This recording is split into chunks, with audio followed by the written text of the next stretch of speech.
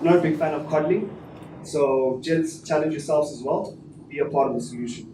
And going forward, we've got Janine Jellars, our next speaker. She's an acclaimed editor, content marketing specialist, media entrepreneur, and founder of True Content. That's a content marketing agency. Janine, thank you so much for your time.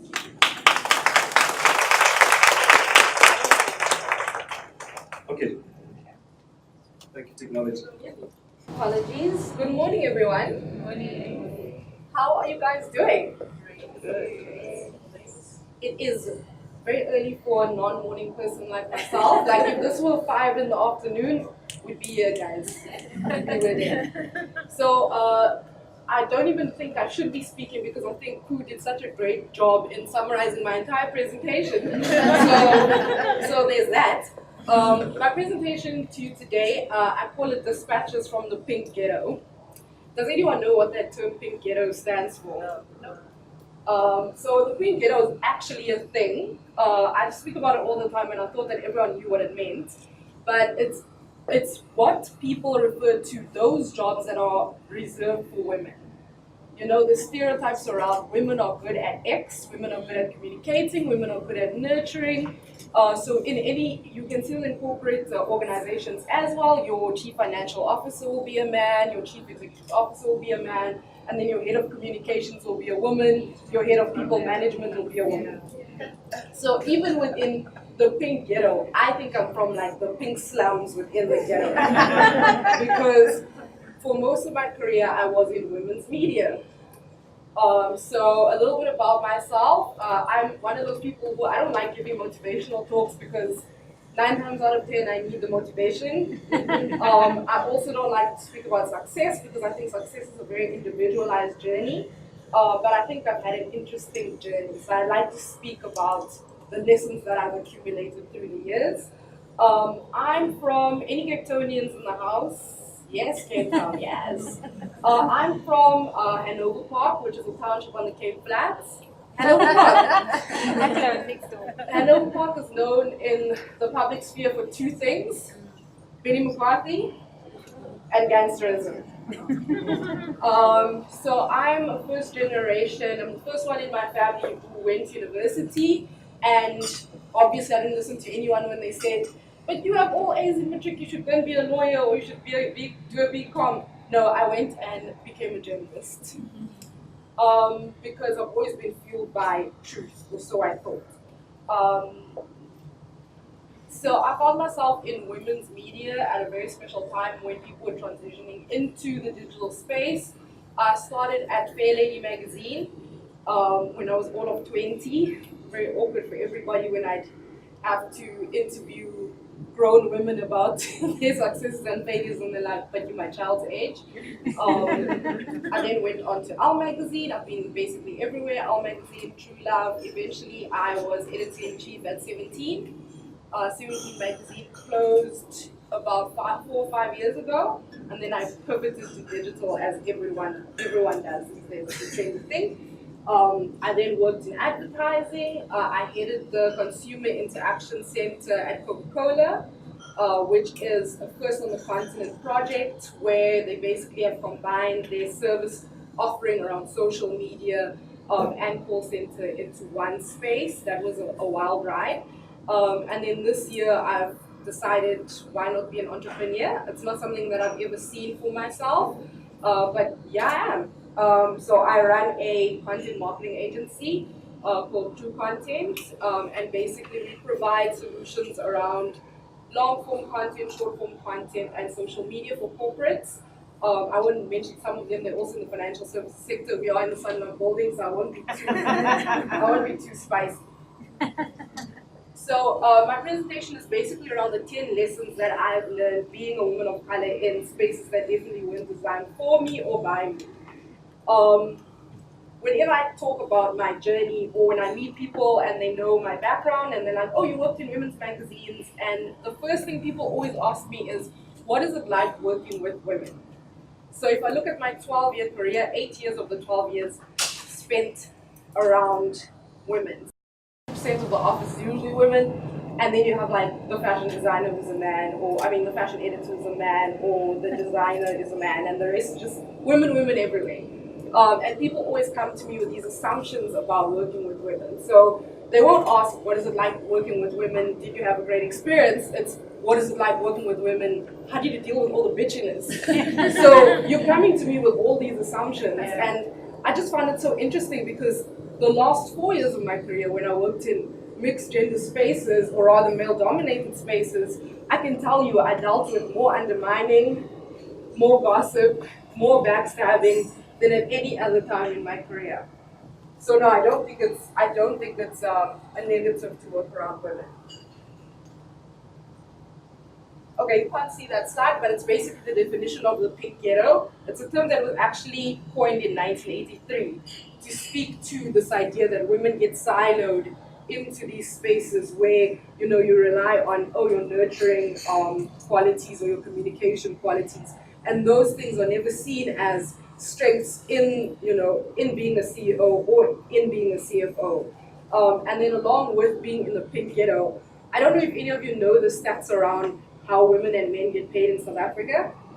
So the latest studies show that for any given role where you and your male colleague have the same level of experience and the same qualifications, you are probably going to get paid 27% less than your male counterpart.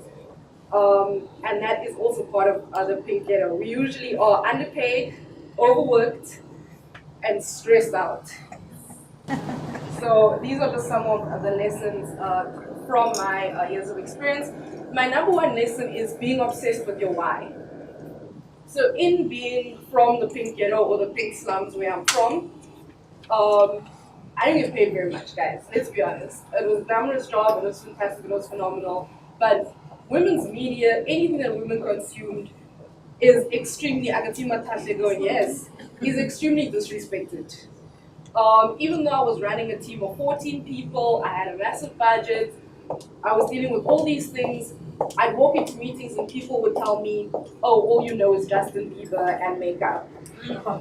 So, yes, I've heard some wild things in my life.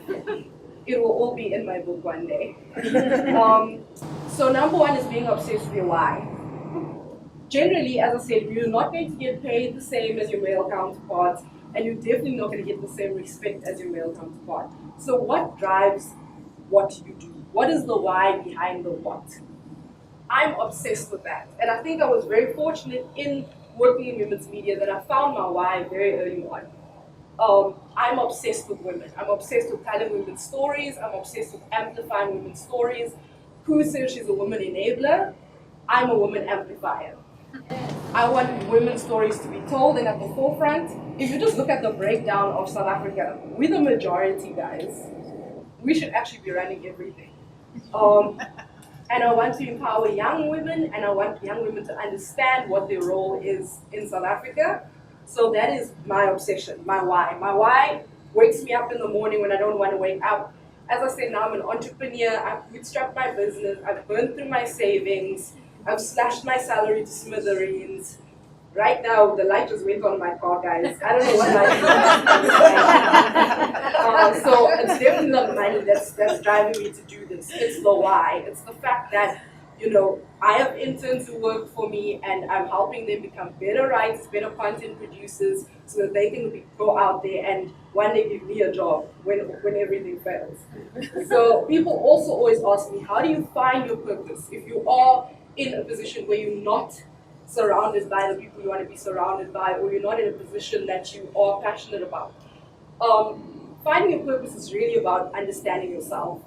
I know it sounds very Oprah-esque, but really taking the time to understand what fulfills you outside of your workspace and outside of your close relationships. Taking that time to say, okay, when am I at my happiest? Is there anything that I do that actually fuels me and fulfills me when I don't think about, what my boss is nagging me about, etc., etc.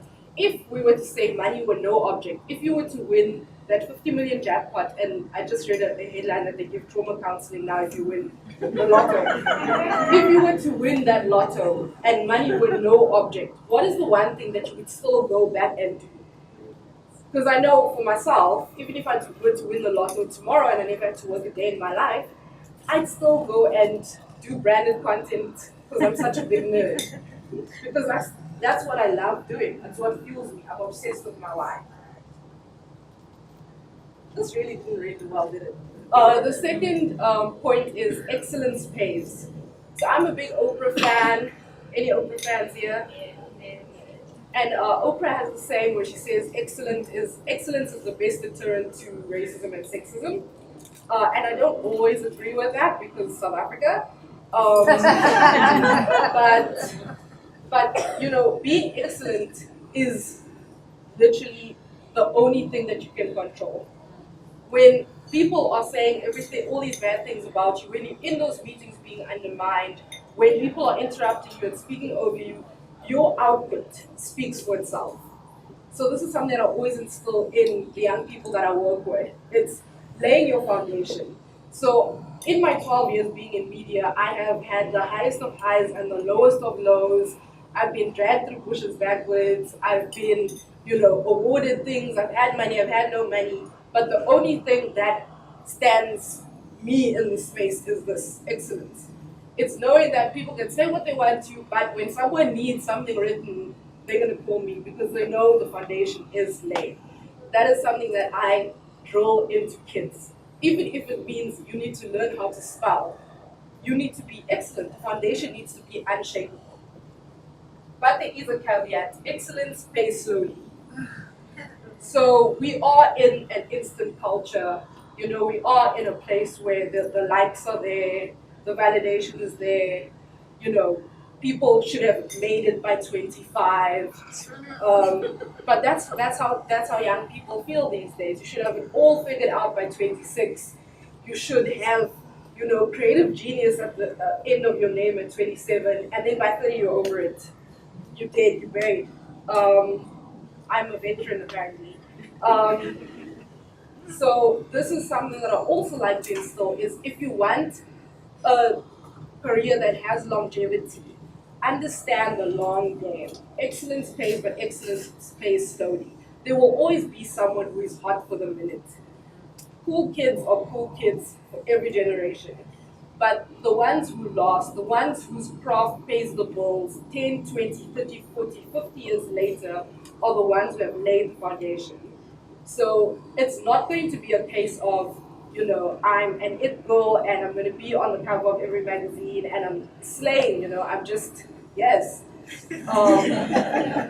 But if you have laid that foundation, in 20 years' time, you will still be getting checks for the craft that you have perfected. So that's also something that these are all things that my interns are, like Janine bores me with this. The next thing, lesson number 4, you can't read that, it's outwork everyone. So I'm in media. A lot of what we do is based on talent or being pop culture savvy, knowing the right people, and there are certain things that you can't control. I am not ever going to be Chimamanda. I'm just not that naturally talented of a writer. I'm a good writer, but I'm never going to be that good. But the one thing that I can control is my work ethic. So when talent rides on talent, I can always ride on my ability to outwork everyone. I'm an alumnus of Stellenbosch University for my sins, and I went to their journalism program, and every year 25 kids get into this journalism program and they have to do a big project at the end of the year, and so by October, November, I can expect phone calls from people in the program to just discuss, what are my next steps in my career, etc., etc. And I spoke to a young woman who says she's very passionate about wanting to get into the media space. How does she go about it? Can I give her some tips and some tricks? And I asked her, besides the coursework that you've been doing, what else have you been doing in the media space? Because we're in an age where you can blog, you can run a website, you can have a podcast, you can blog, you can do all these interesting things. And she tells me she hasn't done anything. So this is someone who is leaving university after 4 years and she doesn't have a portfolio that she could have been building through her years at university. I still work like a 21-year-old. I still work like a 22-year-old. I have side projects, I have a podcast, I write ebooks, and these are things I do for fun. I don't get paid for them. So I still have that passion, I still have that hustle. And this is something that I'm also obsessed about. I have not seen a young person, no offense, young people, in the last 5 years in my spheres who works harder than me. And that is something that I really want to drill into people who are in starting out in their careers, who are getting to a point where they're looking at promotions. Are you outworking your higher ups? Are you putting in the hours? Are you there? Are you there first thing in the morning? Are you, when they say goodbye, are you still there, or are you going? It's 3 o'clock. I'm just quickly going to Sandton City and then I'll go home. And evaluate what your work ethic looks like. The fifth thing is, again, a caveat, but hard work isn't everything. You can be excellent, you can work hard, you can be the best of the best, and you still won't get that promotion. You can be the person with the best prepared tender, you can have all your ducks in a row, and you still won't get that tender. There are just certain things that cannot and will not work out. And in the moment, it doesn't feel like that's okay, but in the long run, it's okay. I was once in a situation, probably early on in my career, where I thought I deserved a promotion, and I went and I spoke about it. I really think I deserve this promotion. I quantified it. I've been doing X amount of work. This is how much money I've saved. The business is what I'm doing, etc., etc. These are all the initiatives I've put into place over the last year. So for these reasons, I really think I deserve this promotion. And my boss at the time told me, "You do not deserve to be paid more than 10,000 rand." To my face, like, guys, it was not fun at all. She didn't even give me a reason. That's what's so awkward. But again, you can work hard and everything will be perfect on your side, but there are things you cannot control. And another caveat to that is the self-care element. So as Koo said, she's been through a number of burnouts. Guys, I've been through burnouts, I've been in therapy, I've been on medication. It's been real.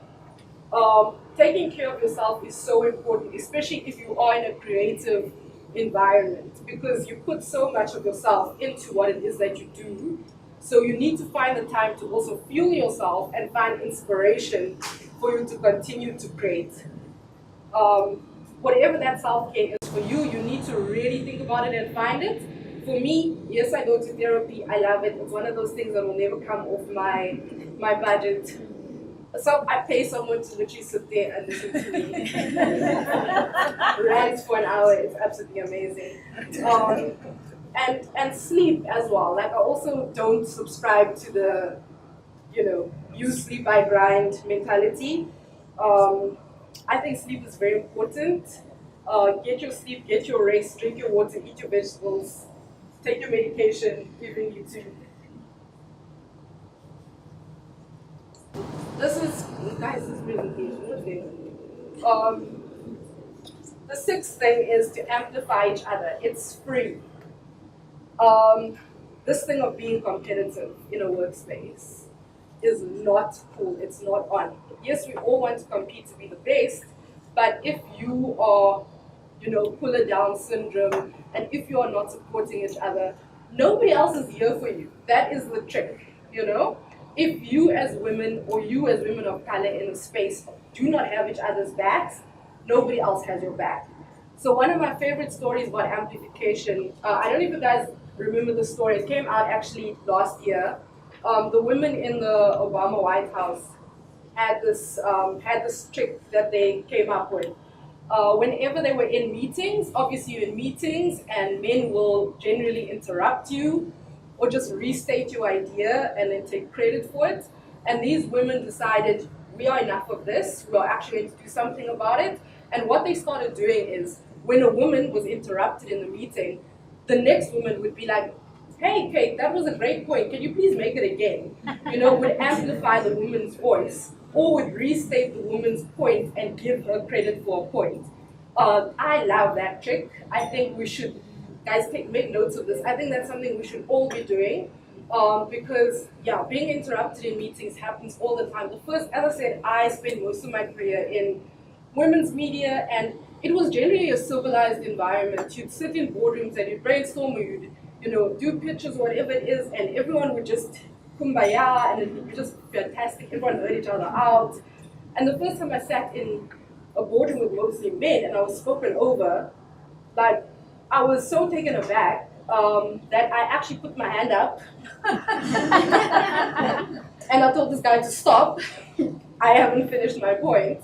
And he was so taken aback, but it was effective. It wasn't necessarily the best approach I could have taken, and I definitely learned better ways of handling it. But the amplification tool is something that I think more young women should implement. In my meetings, in meetings that I run, I definitely do that. I'm actually very strict about people each having their say and being able to finish their points when I do run meetings. And I think more people should be cognizant of that, especially in creative spaces where the extroverts tend to overpower the introverts and the men tend to overpower the women.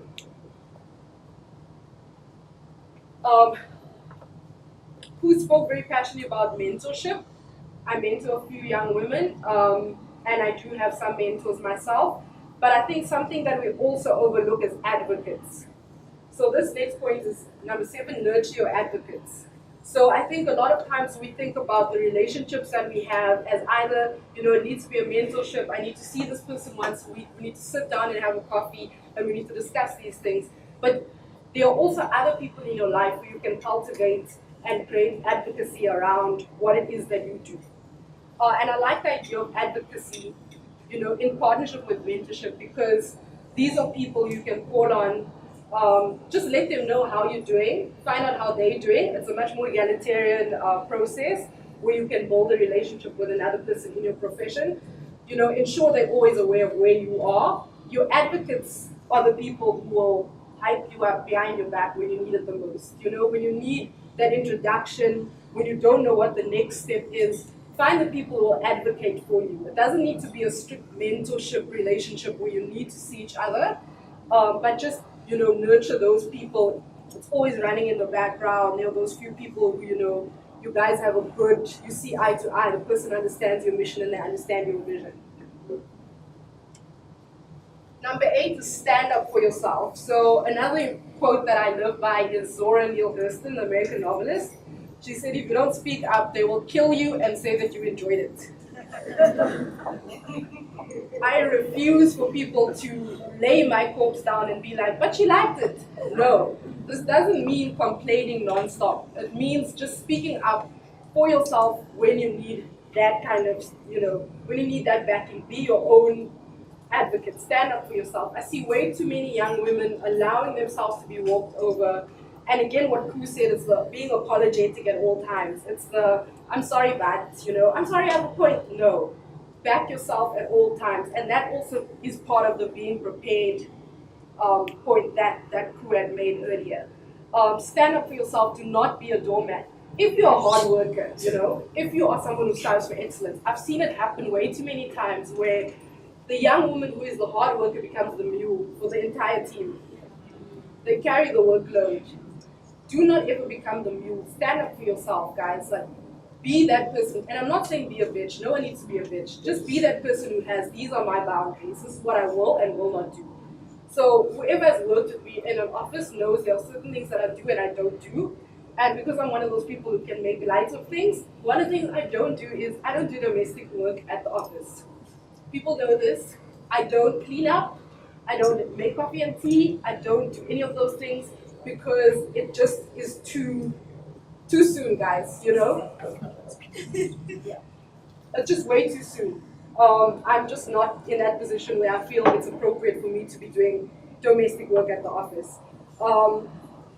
So people understand that, and as I said, I've stood up for myself many a times. Thank you so much. My 9th point is kill likability. So a lot of young women also struggle with being likable. You want to be everyone's friend, you want people to like you, and you go out of your way to build that likable persona. This is something that kills careers, the likability factor. Again, you don't have to be a bitch. That's not what I'm advocating for, that's not what I'm saying. What I'm saying is respect is 1,000 times better than likability.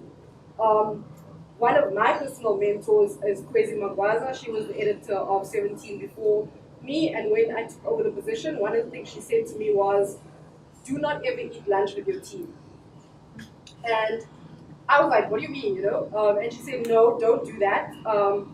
First of all, they need space to bitch about you. Nobody likes their boss, so even you can be the coolest, chillest person, but everyone needs that time to vent about their boss. You also don't want to be too familiar. Create a bit of distance. You are the boss in the situation, especially if you're a young manager. I became a manager of a team of 14, 15 people at the age of 26. Obviously, I had the backing, I had the coaching, etc., behind me. But just in that day-to-day, kind of interaction, you need to create that space as well. Yes, I'm approachable. You can always speak to me about anything, but we don't have to be best friends. And then also with the likability, I think Matashi and I worked at the same place. I'm sorry, I'm picking on you. And I also had a few people who were writing, and one of the things that they did that I killed as soon as I heard it is every time they get on the phone to speak to someone, and remember, we are a newsroom, we are journalists, we are working on creating content. They get on the phone and they immediately put on a baby voice. Hi, I'm just calling about XYZ, but that wasn't their normal voices. They just put on this affected baby voice. And if I were a violent person, I would have beaten it out of them. Because, again, it's the likability. It's the wanting to be, seen as the nice girl, the sweet girl. You are literally a journalist. You are there to get the facts. You don't have to put on the baby voice. So it plays into that idea of likability. You can be a professional woman. You can know your story. You don't have to be hard. You don't have to be shouty and screamy. But take your respect as well. I don't think you're going to be a respected journalist if you are calling Gwede Mantashe and you, hi, Secretary General, kill likability. Number 10 is, in the tech world, people love using this phrase, fail fast. But I think that's all good and well, but I don't think we've addressed why people need to fail fast. It's important to fail fast, but it's even more important to forgive fast. We don't address the feelings around the failure when we say fail fast, and there are a lot of feelings around failure. So forgive fast has been something that I am trying to inculcate. Before I went into entrepreneurship, again, just to echo what Ku had said, before I went into entrepreneurship, I spent a lot of time with my therapist talking about failure. Because that's something that, you can knock me down with the truck, I'll be fine, I have medical aids, but failing, Lord, no, I thought I was going to die when it comes to failure. Like, that just seems like such a deep thing. I didn't think I ever wanted to experience failure in my life. Like, it shook me into inertia, the feeling that, I could start something and then it not succeed. It's what stops so many of us in the room from pursuing the things that we really want to do. But it's not the failure, it's the feelings around the failure. So it's understanding, what do I have to lose? How do I make this venture as low risk as possible? How do I back myself up? And then how do I work through those feelings of failure on an ongoing basis? Because it is an ongoing reality check to be like, you can do this, you're not going to fall on your face, and if you fall on your face, you're not going to die. Life literally moves on. That's the one thing about it.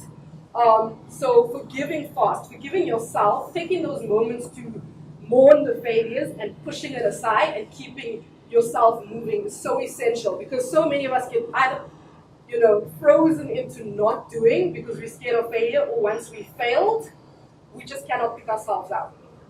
So after 17 closed, I found myself in a situation where I had to retrench my entire team. It was extremely traumatic for me. I went through a deep depression, and it shook me. I think for 2 years I was completely frozen after that experience. I didn't want to try anything. But working through the feelings of failure helped me to understand what I could do and what my next steps were. So these are just some of the lessons from the trenches of the pink slums. And now my new venture is, as I said, I run a content marketing business. It's a baby at the moment, but it's growing fast. And you know what? I've gotten to the point where if it fails, so what? Life goes on, guys. Thank you.